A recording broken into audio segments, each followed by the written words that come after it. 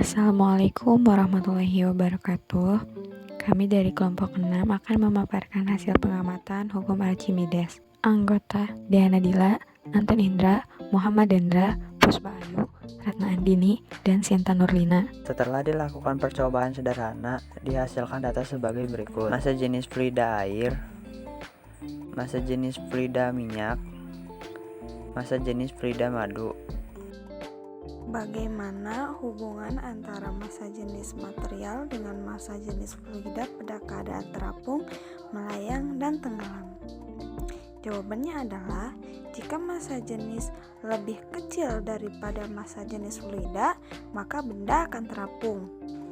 Kedua, jika massa jenis material sama dengan massa jenis fluida, maka benda akan melayang. Yang ketiga, jika massa jenis material lebih besar daripada massa jenis fluida, maka akan tenggelam.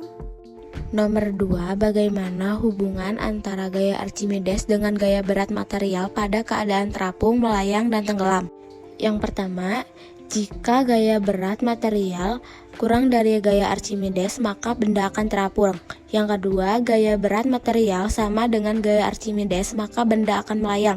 Yang ketiga, gaya berat material lebih dari gaya Archimedes, maka benda akan tenggelam. Nomor 3, tulis hubungan antara massa jenis fluida, gaya gravitasi, dan volume benda yang tercelup pada hukum Archimedes.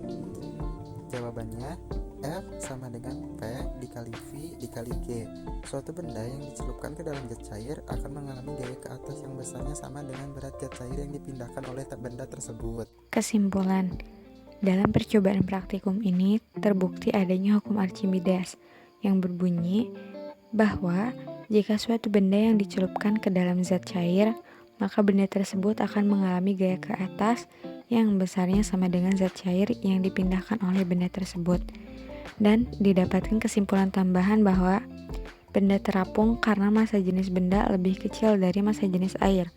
Benda melayang karena massa jenis benda sama dengan massa jenis air. Benda tenggelam karena massa jenis benda lebih besar dari massa jenis air. Untuk pengayaan, yang pertama ada kran otomatis. Kran ini dibuat mengapung di air sehingga ia akan bergerak naik seiring dengan ketinggian air. Ketika air kosong, pelampung akan membuka kran untuk mengalirkan air. Begitupun sebaliknya, jika tangki sudah terisi penuh, maka pelampung akan membuat kran tertutup. Yang kedua ada balon udara. Agar balon dapat melayang di udara, diisi dengan gas yang akan memiliki massa jenis lebih kecil daripada massa jenis udara di atmosfer. Sekian hasil pengamatan dari kelompok kami. Terima kasih. Wassalamualaikum warahmatullahi wabarakatuh.